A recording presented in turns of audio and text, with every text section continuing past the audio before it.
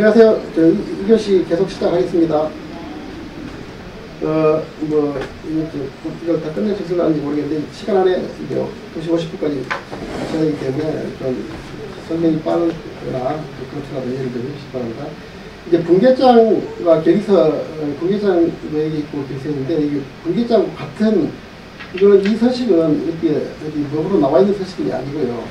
뭐 회사별로 어떤 이제 알아서 이제 서식을 만들어서 쓰기도 하고, 또 뭐 전산회계 프로그램에 이제 나와 있기도 하는데, 전산회계 프로그램도 나와 있는 것도 아니고요. 이거는 제가 이제 과거에 그 장애인 단체를 몇십 년 동안 부산 에서 살 때 이제 부산 교육장애인 협회라는 단체를 제가 운영을 했고, 회장으로서. 그때 제가 독창적으로 이제 만든 이제 이런 서류들이에요. 그 독창적으로 만들었을 때 부산에 있는 많은 장애인 단체들이 또 이제 제가 만든 것을 이걸 이제 전산으로 만들어가지고 자동으로 계산돼도 해놨는데, 그래서 여러 단체들이 쓰기도 하고 했었는데요. 이거는 이제 분계형 이제 계획서라고 되어 있는데, 이게 이제 관리번호 쓰고, 날짜 쓰고, 그 다음에 이게 이 계정값을 이 칸에다가, 이 칸에다가 이제 코드를 입력하면 과목이 이렇게 나와요. 그래가지고 이제 차별 금액, 대변 금액 이렇게 쓸 수가 있고, 그다음에 이제 증빙서를 밑에다 붙이고요. 이제 좀 이제 이거를 이제 분계형, 그다음에 품위서 우리가 장애인단체에서 지출하려면 내부적으로 이제 품위를 하잖아요. 품위하고 계기사하고 같은 양식으로 작성한, 이거는 이제 실제 사례 해보면 돼요. 예를 들어서 월급날이 됐어요. 이제 대표사람들 일단 월급으로 200만 원 지출해야 됩니다 하고 이제 이렇게 할 때 이제 이렇게 지출 품위를 합니다. 이렇게 지출 품위하니 제가 해주시기 바랍니다. 여러 가지를 동시에 해도 되겠지만, 일단은 이제 월급날, 이건 한 사람을 가정했는데 여러 사람이 같이 쓰면 되겠죠. 그리고 이제 그 밑에는 계리서에 이제 여기 50이라고, 이거는 이제 예시이기 때문에 그러니까 이게 제가 지어낸 예시거든요. 그래서 금연은 차변 항목이 200만 원 잡고, 그 다음에 이제 대변 항목에 이제 보통 예금이 줄어들고, 그 다음에 이제 부채가 또 생기잖아요. 이것도 이제 코드 번호도 임의로 정한 예시이기 때문에 이거는 그대로 따를 필요는 없는 거고요. 이런 서식을 만약에 엑셀로 자동화된 서식이 필요한 사람이 있으면 그것쯤 연락을 주시면 보내드리긴 하겠습니다. 그 참고를 하시고요. 그리고 이제 결산이라고 하는 것은 이제 그동안 장부했던 것들을 이제 시산표를 작성해가지고, 그거는 뭐냐면 대변과 차변이 금액이 확실하게 일치되는지 그거를 이제 점검을 해가지고 하는 것이요. 그 다음에 이제 결산 정리하고 분계, 결산 정리, 그 다음에 결산 정리라고는 아까 이제 뭐 정가상각이라든가 또는 장부상 장부상 처리하는 부채라든가 이런 것들을 이제 잡아두는 것입니다. 연중에는 발생이 안 했는데 연말에 잡아두는 것이죠.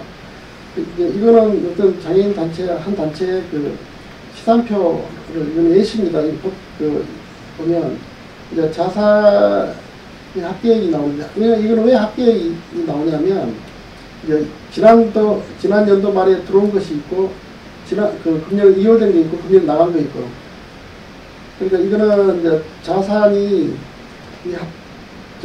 위에는 자산은 저기 항목인데, 차변 항목인데, 왜 대변에 나오느냐. 대변은 이제 줄어든 거예요. 그래서 남은 게 이제 이렇게 잔액이 되는 거고, 그다음에 부채도 마찬가지고, 순자산이 이렇게 되는 겁니다. 그 다음에 이제 수입하고 이제 비용이 이렇게 대차를 이용해가지고 일치가 되는 겁니다. 그래서 이게 위에 총 합계가 다 일치되면, 이게 제대로 했구나. 물론, 완벽하게 100% 완벽하다는 거는 볼 수가 없죠. 똑같이 이제 숫자가, 금액은 같이 갖고, 똑같이 잘못됐으면 에러가 찾아낼 수 없지만, 어쨌든 이제 최대한 에러를 찾아내고, 그 외에도 한번 점검을 해보고, 이제, 그 다음에 이제 결산에 들어가는 거지. 이거는 이 자체가 재무제표는 아닙니다. 재무제표를 만들기 전 단계에 시간표가 있다는 것이죠. 그 다음에 아까 여기 이제 고정자산 강가상각을 이렇게 하고 연말에. 그 다음에 이제 강가상각비, 예를 들어서 이제 강가상각 충당금은 부채라기보다도 고정자산 차감으로 한다고 했단 말이에요. 그게 이제 회계 원칙에 재무상태 표시할 때는 고정자산 취득원가에 차감하는 형식으로 해라. 예를 들어서 이게 차량 원방을 3천만 원에 샀으면 강가상각 한 만큼 금액이 줄어야 됐잖아요.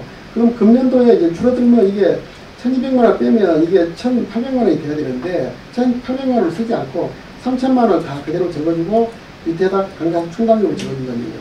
이 가로차는 거는 회계상으로 가로차는 거는 다 마이너스를 말하는 겁니다. 이렇게 한다는 얘기고, 그 다음에 수익 비용도 이제 처리를 하고, 앞에 설명했던 부분들이니까 그냥 그대로 다 넘어가겠습니다. 선급 비용은 아까 설명했던 것들이 넘어가고요.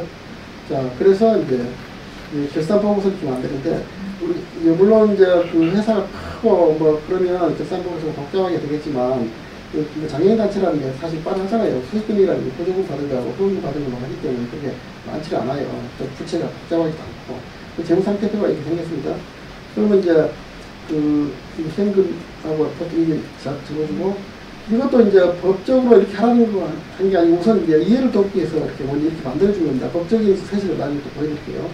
우선 이제 어떤 원리로 작성되는지 그 설명하기 위해서 드리는 것인데, 그리고 이제 순자산은 전년도 2월분에 적어왔습니다, 일단.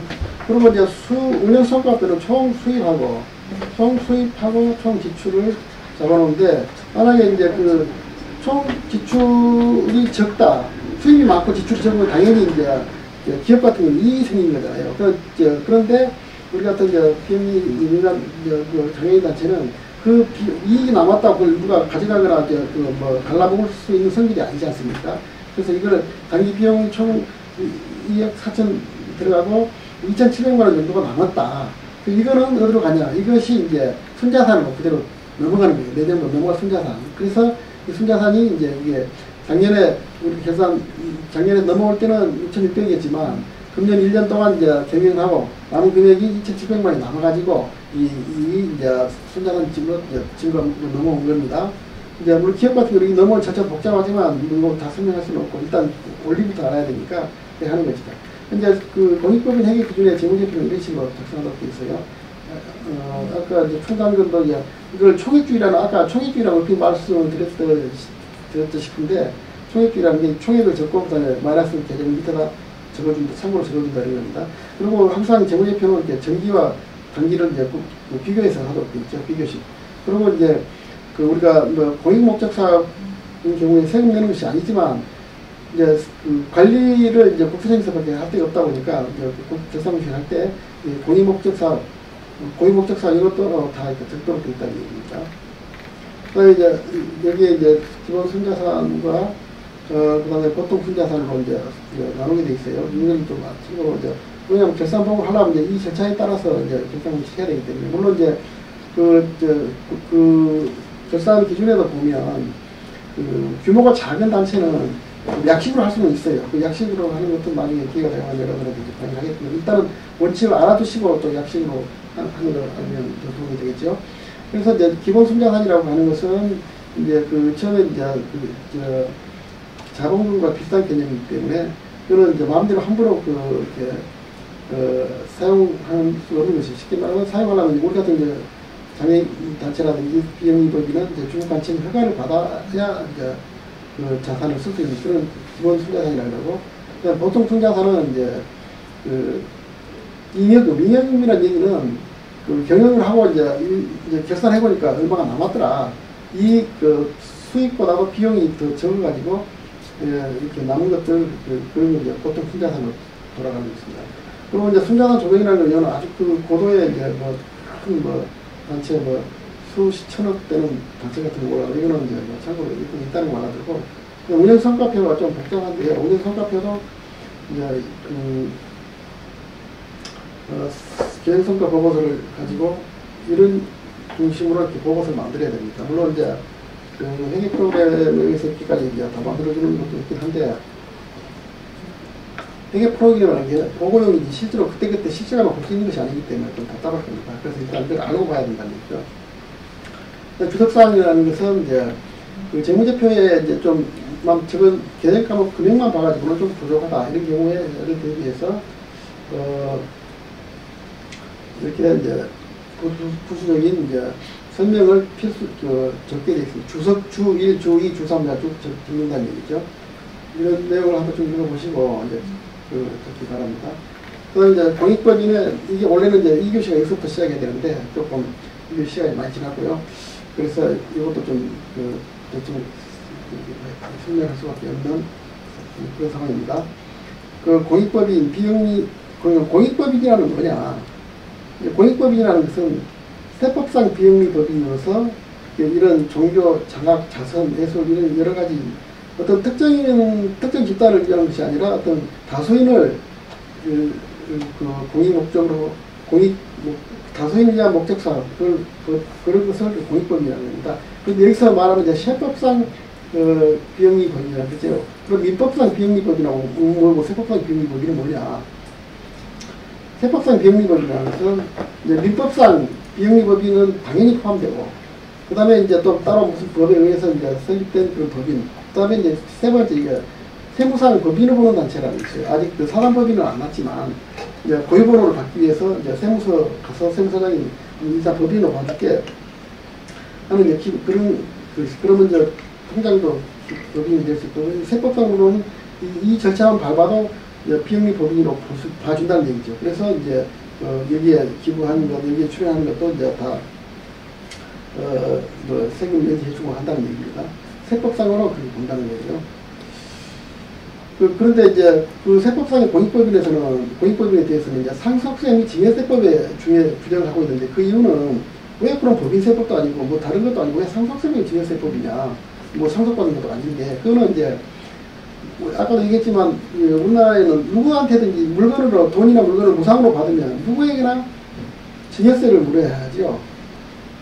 그런데 그런 공익사업을 하는 비영리단체도 징여세를 물어야 됩니다. 그러나 그 징여세 면제해줄 근거를 마련하기 위해서 할 수 없이 이 법에다가 이제 공익사업에 대해서 했다는 얘기죠. 그러면 물론 공익법인 설립 및 운영에 관한 법률도 따로 있어요. 근데 그 법하고도 또 이 세법에 의해 공익법이하고 또 달라요. 금년부터는 이 법령에 의해 법령이 있긴 하지만 그것과 관계없이 물론 이제 대부분 이제 겹치지만 따로 세법의 요건이 되어야만 이제 공익법을 본다는 겁니다. 그러면 이제 예를 들어서 이제 법인을 보는 단체로 이제 임의단체로 우리 소속단체 중에는 임의단체로 이제 운영하는 단체가 있습니다. 그런 단체가 이제 사단법인이 아닌 경우에 공익법인을 볼 수 있느냐? 이제 그런 경우에는 이제 그 세무서장이 승인해주는 법인으로 보는 단체 또 비영리로 보는 겁니다. 여기에 단체를 여기만 이 요건만 된다고 해서 되는 것이 아니고 이 요건 중에서 이제 여기는 이제 여기에 기부하는 사람한테는 세법에 의해서 세금을 혜택을 줘도 되겠다 하고 이제 검증이 된 그런 단체가 이제 기획재정부 장관이 기부단체로 이제 인정을 해주는 경우거든요. 거기에 인정을 해주면 그 단체로서 기부금으로 이제 장애인 권익사업을 한다. 이러면 이제 공익법인에 속합니다. 우리 소속단체도 아마 여기에 속한 단체가 있을 겁니다. 이런 경우도 공익법인으로 본다는 얘기죠. 그럼 이제 공익법인이 되면 먼저 출연받은 재산에 대해서 상속세나 징여세가 면제되고, 이게 자동으로 면제되는 거 아니에요. 법이 있으니까 면제해 준 거예요. 우리가 독지가가 장애인 단체 가서 이런 기부하겠다 그러면 세금 때문에 세금을 반 뺏긴다든지 그런데 법이 있기 때문에 된다는 거죠. 법에서 인정해 주는 대신에 이제 또 간섭을 많이 하겠다는 것이죠. 그래서 이제 여러 가지 이제 의무를 부여하고 있는데, 이제 보고서 제출은요. 이게 이제 결산 서류라든지 출연재산 보고서 등을 이제 제출해야 됩니다. 그러면 이제 매년 이제 12월 말이라고 하면 주로 이제 우리가 이제 학교 교육을 관할하는 이제 단체들은 이제 2월 말이 이제 신학기가 시작해 2월 말이 결산이 많은데, 그게는 대부분 다 12월 말이거든요. 1월 1일부터 12월 말까지. 그러니까 결산 종료 12월 말 종료하고 그다음에 이제 그 3개월에 이제 3월 말까지는 적어도 이제 이런 걸 하라고 되어 있는데, 이게 이제 공사청 홈페이지에 들어가면 이제 이런 루트를 통해서 들어가면 됩니다. 만약에 안 할 경우에는 이 징여세에 그걸 징여로 계산해봐가지고 거기에 대한 1%를 가산세를 내립니다. 그다음 결산공시 뭐 이게 아까도 이제 사실 결산공시 때문에 이게 우리가 복식부기 해야 되고 그런 거 아닙니까? 이거는 이제 그 3일도 종료하고 4개월 내에 아까 이제 앞에 그 보고서 제출은 3월 말까지 한 다음에 이거는 4월 말까지 해야 되는 겁니다. 그런데 이제 4월 말까지 해야 되는데 총자산이 5억이 넘거나 또는 출연자산 수익금의 합계액이 3억이 넘는 경우, 그러니까 는 여기에 미만인 경우, 이거는 이제 미만인 경우는 두 개 다 해서 미만인 경우에는 이제 간편서식으로 제출할 수 있다는 겁니다. 거기에 이제 공시해야 되는 서류는 이제 재무제표, 그 다음에 여기에 서식 다 있죠. 그 다음에 출연재산 명사에 의해서 외부회계 검사 계산 법인인 경우에는 그 검사 보고서, 주식도 현황 있으면 같이 붙여준다는 얘기죠. 안 왔을 때는 그 자산 총액 0.5% 가산세가 매깁니다. 그리고 이제 여기 총자산 5억 미만이고 수익 출연금액이 3억 미만 이런 경우에 이게 두 가지 다 해당이 되는 경우는 왜냐면 총자산은 5억 넘고 출연금액만 3억이 아래다 이러면 가산세 해당이 되고 둘 중에 둘 다 해당이 되는 경우에는 이제 내년까지는 내년 그러니까 2023년도까지는 가산세는 이제 봐준다는 얘기죠. 홍보 차원에서 그 외에 그보다 이상이 된 거는 계도 차원에서 봐준다는 얘기인데 그 이상 된 거는 다 가산세 물어야 된다. 그 다음에 장부 작성 및 비치 여부가 되어 있잖아요. 이거는 공익사무용대로 기록하고 증빙서를 10년간 보관하도록 되어 있습니다. 분리할 때 이게 지킬 때는 이 합계액의 0.07%를 가산세를 매깁니다. 그 다음에 외부 전문가 확인서 또 일정 규모 이상인 외부 전문가 일정인 단체에 대해서는 그 2명 이상의 세무사라든지 회계라든지 이런 사람들이 전문가의 세무 확인서를 받아야 돼요. 그래가지고 그 3개월 내에 제출해야 됩니다. 참여도 종종 3개월 내에 3월달에 제출한다고 보면 되겠습니다. 이걸 안 할 때도 역시 이러한 가산금을 물어야 된다. 그 다음에 이제 이게 뭐 총 자산이 100억이 넘고 이게 아주 큰 데는 이제 외부 회계 감사를 받아야 됩니다. 이건 뭐 우리 소속단체 이게 속한 단체가 있기는 뭐 있겠죠. 없는 건 아니겠지만 대부분 여기 해당되는 건 듣는다고 넘어가고요. 특히 전용계좌 개설 사용 이게 굉장히 중요합니다. 우리 모 단체가 여기에 전용계좌 이게 모르고 사용 안 해가지고 그 세무서에서 가산금을 갖다 몇 천만 원 모르게 생겼던 과거에 전례가 있었는데 그래서 뭐 여러 가지 찾아보니까 그 위반에서 많이 있는 것이 확인이 돼가지고 넘어갔는데 일단은 세무서에서 그 전용계좌 사용을 안 하면 세무조사를 해가지고 가산금을 매길 수가 있어요. 그게 금액이 굉장히 큽니다. 그런 경우에 이제 전용계좌를 개설해야 되고 전용계좌를 사용을 해야 된다. 사용을 해야 되는데 그러면 어떤 것들을 해야 되느냐?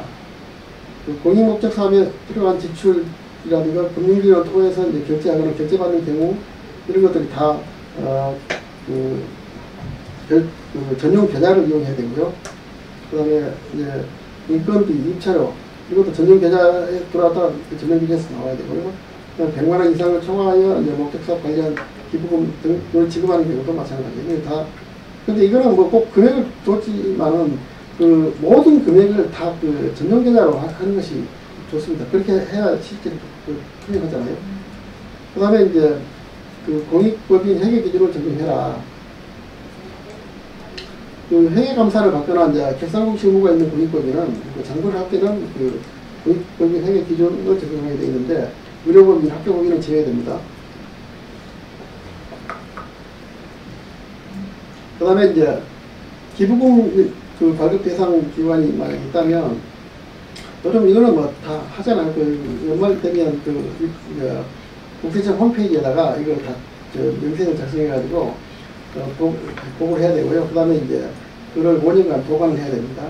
그리고 이제 거기에 이제 그 국세청은 이제 그 연말정산을 하고 나서 이제 분석을 해봅니다. 뭐 특별히 사실 그 연말정산 되면 영수증을 사고팔고 해가지고 하는 그런 단체들이 우리 장애인단체는 거의 없지만은 뭐 일부 종교단체에서 뭐 그런 데가 있지 않습니까?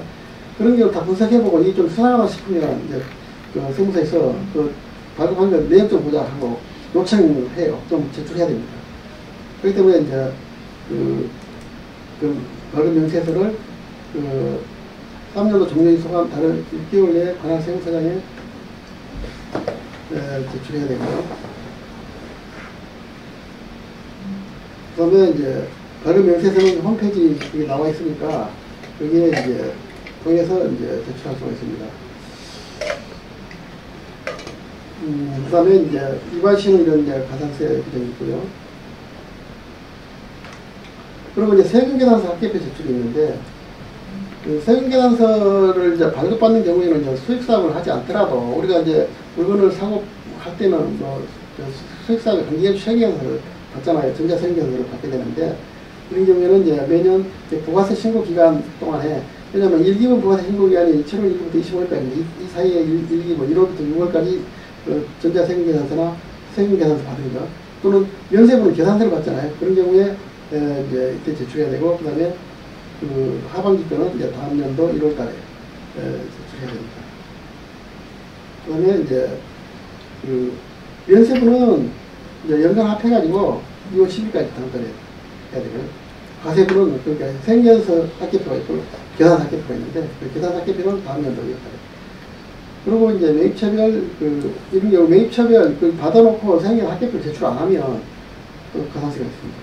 그리고 사실 원천세 신고 같은 경우는 이게 이거는 이제 매달 하는 일상하는 일이라서 이게 처음에는 이제 이게 뭐 교재 뭐 이렇게 했다 이것도 중요하다 싶어서 넣었는데 이제 매달 그 월급 줄 때마다 원천징수를 하지 않습니까? 그러면 원천징수 하면 그 다음 달 10일까지 이제 원천세 신고상 원천세 신고 해당 신고서를 원천징수 해당 신고서를 제출해야 됩니다.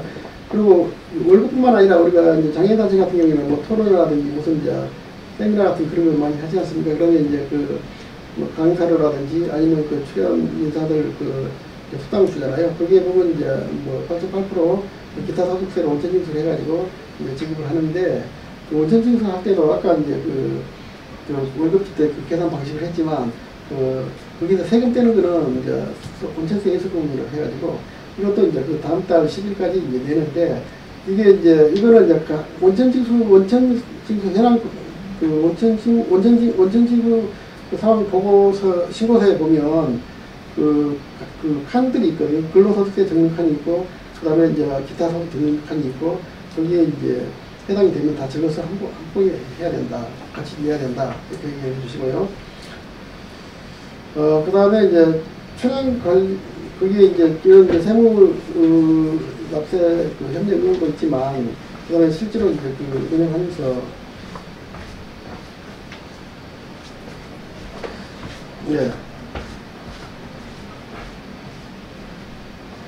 저는 하면서 출연자산에 대한 고유목적 사용 여부, 고유목적 사용을 꼭 해야 된다는 거. 그리고 또 사용하지 않으면 가산세를 물고, 그 다음에 출연자산을 매각했을 때도 역시 고유목적 사업에 출연했을 때는 몇 년 내에 의무적으로 고유목적에 반드시 써야 되는 걸로 정해져 있죠. 그 다음에 이제 1년 내 30% 이상, 그 다음에 1년 내 60% 이상, 3년 내 90% 이상을 고유목적 사업에 반드시 사용해라. 그 다음에 이제 그렇지 않으면 이제 가산세 부과를 하고, 그 다음에 이제 운영 소득도 역시 마찬가지로 공익사업에 써야 되고, 그 다음에 위반하시는 이제 증여세 이걸 고유목적 승인 조건으로 증여세 면제해줬는데 그렇지 않으면 이제 증여세를 매긴다든지, 그런 증여세 금액이 해당이 안 되면 가산세를 또 따로 매깁니다. 그리고 성실 공익법인이라고 있는데 여기는 좀 다른데요. 그런 이제 이런 조건을 갖추면 또 성실 공익법인으로 지정이 돼가지고 조금 더 이거는 성실 워낙 검증이 되고 성실하니까 지금 당장 안 써도 그래도 쓰겠지 싶어가지고 조금 봐주는 겁니다. 그게 이제 요건들이 이제 여기서 되어 있죠. 그 다음에 이제 주식 보유 취득 제한. 사실 이런 경우도 이런 경우에 해당이 주식을 이제 기업으로부터 증여받은 이제 그런 이제 비영리법이나 공익법이 있다면 이러한 원칙에 의해서 이제 유기할권 있는 주식은 5% 이상 초과를 못하도록 5% 이상 보유를 못하도록 되어 있습니다. 그리고 또 이제 때로는 이제 10% 20%로 이제 제한 규정이 있는 경우에는 이제 밑에 요건에 해당하는 이제 법인들은 좀 더 완화되어 있어요. 뭐 여기까지 해당된다면 참 좋겠죠. 특수관계법인은 30% 이상 보유를 금하게 되어 있습니다. 왜냐하면 이제 이런 비영리 법인을 이용해서 기업을 갖다가 마음대로 조정한다든지 또는 그런 것을 막기 위해서 이런 제도가 있거든요.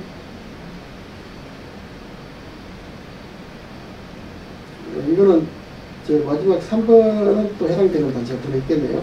총자산가액 5억 원 이상, 또 수익금액과 출연자산 합계액이 3억 원 이상의 공익법인, 종교법인은 관계없고, 또 성실공익법인은 출연자산 가액의 1% 이상을 이제 의무적으로 써야 되고, 그 다음에 독립주식 110% 초과 시에는 3% 이상을 사용해야 된다. 이사 출연 취임 제한, 특정, 이런 거는 이제 제목만 읽고 넘어가겠습니다. 그 다음에 이제 대가 없는 사용 수익 금지. 공익법인이 출연받은 재산을 출연자 및 그 특수관계자가 정당한 대가 없이 사용 수익을 하는 것을 금지한다. 뭐 정당한 대가 없이뿐만 이제 정당한 대가 없이 사용하는 것도 금지하겠지만 저가 사용하더라도 이제 안 된단 말이에요. 정당한 가격을 주고 정당한 대가를 주고 사용해라 이제. 그래서 그 정당한 대가를 주면 어차피 그 공익목적 사료도 사용할 수 있는 재원이 마련이 되는 거니까. 그 다음에 이제 여기 특정 계층 이건 이제 그 뭐 정관에도 나와 있고 이 공익법이 비영리법인 그 인가를 내줄 때라든지 또 세무서에서 법인을 보는 자체를 내줄 때도 보면 이 정관에 이걸 명시하도록 되어 있죠. 어떤 특정인을 위한 그 혜택을 줘서는 안 된다 이런 것들. 그러니까 불특정 다수인에게 물론 이제 장애인이라는 특정 계층 그거는 이제 좀 별개예요. 그거는 장애인이라는 전체 집단을 말하는 겁니다. 그러면 특정 장애인만을 혜택을 모아서 준다 이런 건 안 된다는 얘기죠. 물론 이제 공익사업 하다 보면 정말 어려운 사람을 도와주다 보면 이제 특정 장애인들을 골라가지고 도와줄 수도 있겠죠. 그런 경우는 이제 공정한 방법에 의해서 모든 사람에게 똑같이 혜택, 그 기회를 주고 거기서 이제 심사를 거쳐가지고 특정인을 선정해서 이제 가장 어려운 사람을 뽑아서 준다. 이런 것은 해당되는, 이런 것은 상관없는 거거든요. 그 특정 계층, 그러니까 어떤 특정 집단만을 위해서 폐쇄적으로 운영하는 것은 안 된다 이런 뜻입니다. 그리고 공익법인 해산할 때에도 이제 내가 출연했을 때 내가 가져가기 절대 안 되는 얘기입니다. 출연할 때는 이제 자기 사진을 넣었다 하더라도 해산할 때는 유사한 단체에 기부를 하거나 그 다음에 이제 유사한 단체 기부할 데가 없으면 국가 지자체 이런 데 기부를 해야 된다는 얘기죠. 이런 거는 이제 인가를 받을 때부터 다 이제 저런 조건으로 인가를 받은 거니까. 그 다음에 이제 지정기부금단체.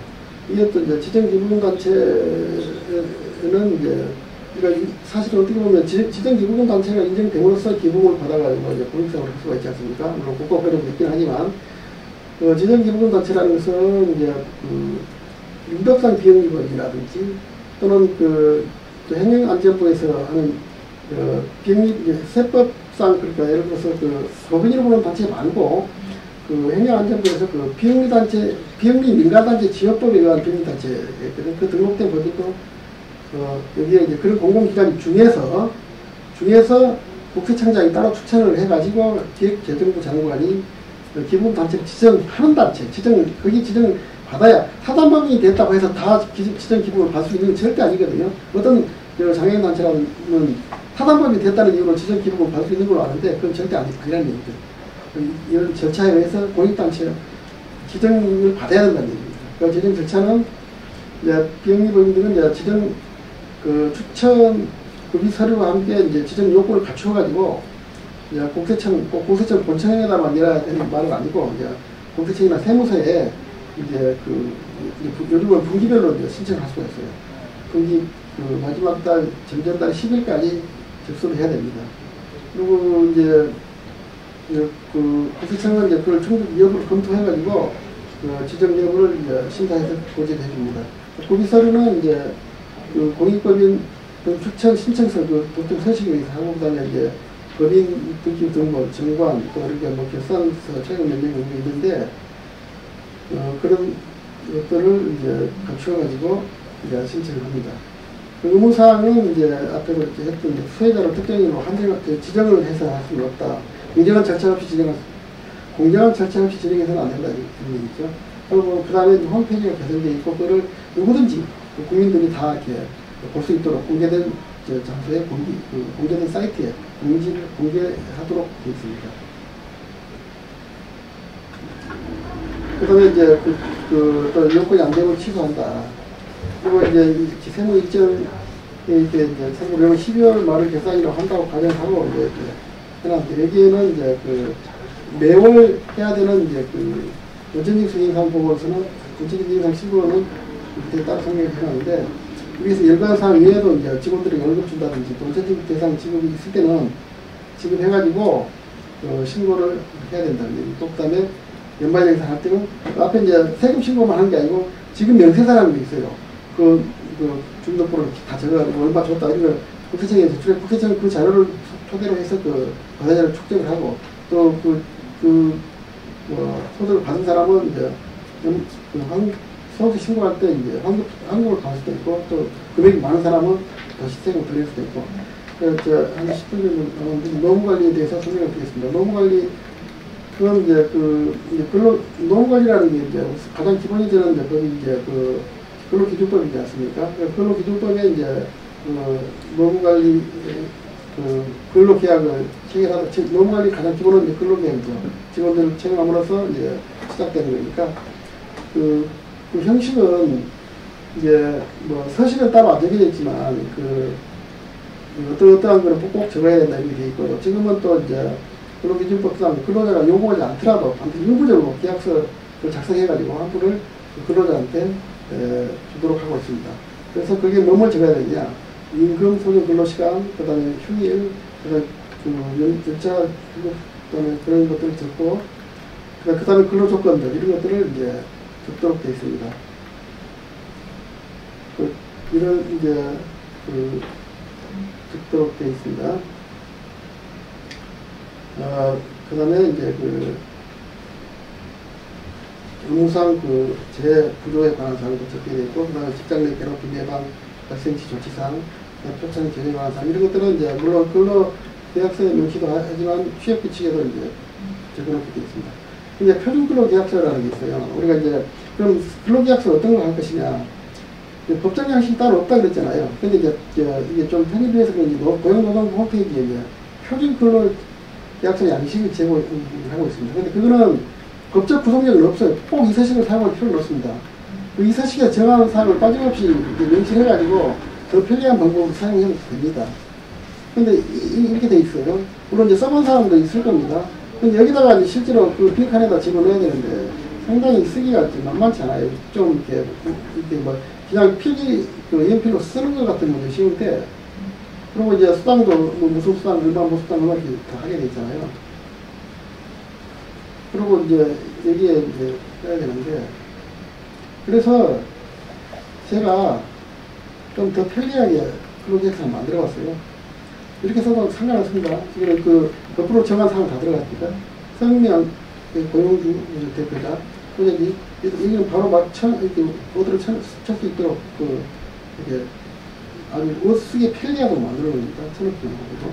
고용주라는 명칭에는 이제 법인명, 단체명, 법인명이나 아니면 우리같이 장애인단체는 장애인단체를 쓰고 대표자 쓰고 이렇게 한다는 얘기죠.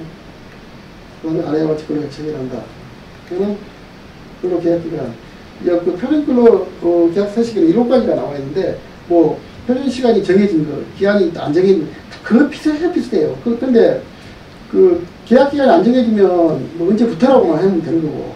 이제 그렇기 때문에, 이 칸 하나 때문에 여러 새로운 양식을 쓸 필요는 없는 거니까. 몇 년, 몇 월, 며칠부터 한다. 그리고 이제, 물론 이제, 뭐, 몇 년간 한다는 걸 계약, 퇴직할 날까지 정해놓고 들어온 사람 없지 않습니까? 만약 그렇게 정해놨다면 이제 오른쪽에 쓴다는 얘기고요. 어디서 해야 됩니까? 의무내용, 소정 근로시간, 정규 근로시간을 말하는 거죠. 그 다음에 휴게시간도 있고, 그 다음에 근무일은 평일 월요일부터 목요일까지라든지, 월요일부터 금요일까지라든지, 이런 거 있고, 휴무일은 법정 휴무일, 그 다음에 토요일, 일요일 이런 것들, 언제 쉬는 날을 또 적혀 있고, 바로 이제 문서 오더로 작성하는 조건을 해놨어요. 시간은 정기로, 이제 월급으로 주느냐, 1급으로 주느냐, 시간당 주느냐, 시간급으로 하느냐, 1급으로 하느냐, 월급으로 하느냐인데, 이제, 이렇게 따로 하더라도 줄 때는, 실제로 줄 때는 월 1회 이상 무조건 주게 되어 있습니다. 그래서 언제 지급하냐. 이게 매월 언제 지급한다. 그런데 이제 우리가 이제 국가에 세금 낼 때는, 세금 내는 마지막 날이 일요일이면 그 다음에 되게 돼 있잖아요. 쉬는 날. 근데 우리가 근로자들 줄 때는 항상 휴일이, 기한이 휴일이니 월급날이 그날이 토요일이거나 일요일이거나 그러면 그 전에 줘야 된다. 이거는 이렇게 명시하고 있어요. 그래서 항상 지급이 휴일이면 그 전에 지급하는 걸로. 그래서 상여는, 이거 상여를 갖다가 언제 준다. 이렇게 이제 하고, 그 다음에, 수당은 이제 무슨 수당 얼마, 무슨 수당을 했을 때 얼마 이렇게 하고, 그 다음에 이제 상여가 없을 때는 여기에 이제 동그라미 치고, 옆에 빛나는 붙어도 됩니다. 그 다음에 입금 방식은 당연히 이제 근로자 명의 통장에 위치하는 건데, 일단은 그 표준계약서에 이런 말이 나와 있길래 이렇게 표시를 해놨는데, 아니면 뭐, 그걸로, 이거 지금, 이거 빼고 그냥 이거 하나만 명시를 해놔도 아예. 그 다음에 이제, 그 1차 유급휴가를 근로기준법에 정하는 바에 따른다. 뭐, 그 사례하고 이걸 뭐 다 해야 되는 건데, 굳이 이렇게, 옛날에는 선택적으로 할 때, 그때 아마 이렇게 만드는 것 같아요. 지금은 의무적으로 해야 되기 때문에, 물론 산재보험은 이제 그 근로자가 넣는 게 아니니까, 좀 다른데, 어쨌든 표시를 하도록 되어 있습니다. 그리고 이제 여기에 휴가 조건, 뭐, 한다, 그 다음에 이게 취업 규칙, 단체 협약을 잘 지키고 성실하게 해야 된다. 이런 것들을 이제, 유치하고, 그 다음에 이제 그 정함이 없을 때는 근로기준법. 그리고 인적사항은 우리가 다 적어놨잖아요. 그렇기 때문에, 그 표현, 노동부가 제공한 표현에서 여기 인적사항이나 또 주소 성명 다 쓰게 되는데, 그 사실상 여기는 이제 그 마지막 서명하는, 확인하는 거니까, 여기다 이제 그 고용주, 무슨 장애인단체, 대표, 당연히 회장 등을 이렇게, 단체 명까지 같이 적는 것을 있는데, 자필로 이제 이름을 쓰고, 그 다음에 이제 뭐, 사인을 따로 하면 뭐 도장 안 찍어도 되겠지만, 일단 이름만 쓰면 도장을 뭐 찍어도 되고, 사실 여기도 이제 근로자 그 서명을 받고, 이런 거 훨씬 더 편하지 않을까. 취업규칙이라는 거는 이제 그 근로계약이 적용되는 그 임금, 근로일자, 이런 것들은 이제 나름대로 그 규정으로 명시를 해놓은 것이죠. 그리고 해당 사업자한테, 이거는 취업규칙이라는 거는 누구 특정인을 딱 대놓고 누구만 적용하고 그런 게 아니고 공통적으로 적용하는 그런 것을 말합니다. 그리고 10년, 근로 상식근로자 10년 이상 근로자에게는 취업규칙을 작성해서 변경할 때는, 작성하거나 변경할 때는 노동부 장관에게 신고를 하도록 규정하고 있습니다. 그 다음에 이제 휴가.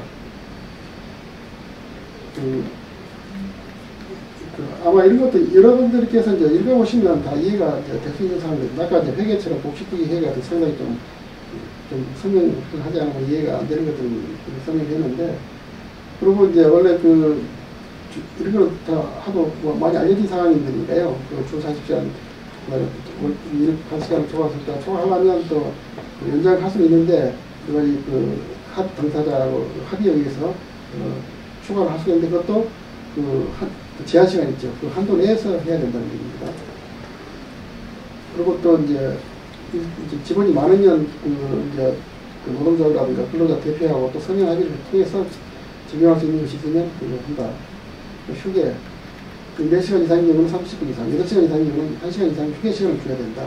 휴게 시간을 근로자가 자유롭게 이제 선택해야 되고, 휴일은 기본적으로 주 평균 1회 이상 줘야 되고, 그 다음에 이제 법정 공휴일을 유급으로 보장해야 되고, 법정 공휴일이 이제 쉰다고 했다. 그날, 그에 또 그 시간에 월급을 빼고, 월급 계산을 빼고 그래서는 안 된다는 얘기입니다.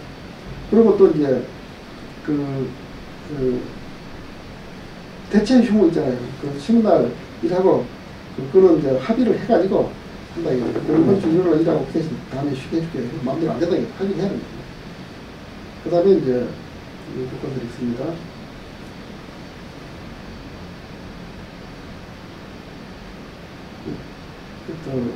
근로계약과 취업 규칙하고 비슷하게 되죠. 그리고 이제 생리휴가, 그 다음에 선거일 휴가, 그 다음에 출산휴가, 난임치료 휴가, 육아휴직이라든가 이것도 이제 육아휴직 대상자는 8세 이상 초등학교 2학년 이하 자녀가 있으면 1년 내 8세 이하 또는 초등학교 2학년 이하 자녀가 있으면 1년 내 사용 가능합니다. 그 다음에 이제 임금, 평균임금, 통상임금, 최저임금.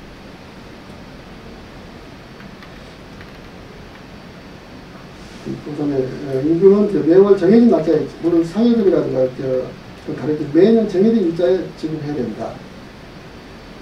그 다음에 그 애는 또 이 있어요. 사회자가 급해가지고 집에 뭐 부득이한 일이 있어가지고 이런 조건들이 있어가지고 좀 가부를 요청하면 가부를 해야 된다고 했어요.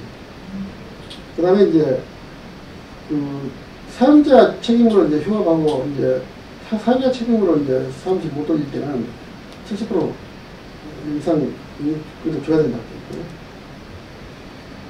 그리고 퇴직금은 이제 30일분의 평균이고요. 퇴직금은 매년 1년 퇴직금을 적립을 해야 되고, 퇴직금제도 앞에 설명했지만 이런 건 구체적으로 이제 이해가 필요하신 분들은 별도로 이제 메일을 남겨주시다든지 아니면 이 교재가 좀 더 보완이 필요하다 그러면 어떤 것에서 좀 정보가 지식이 필요하다 그러면 제가 이제 꾸준히 계속 업데이트를 해가지고 필요한 분들에게 이제 나눠주도록 하겠습니다. 사제보험 이렇게 설명을 해놨는데 여기까지 강의를 마치도록 하겠습니다. 중간에 이제 좀 교재 에러가 있던지 다시 한번 사과드리고요. 그리고 이렇게 시간이 쫓기다 보니까 좀 2차시 좀 너무 급하게 했는데 이해를 바랍니다. 감사합니다.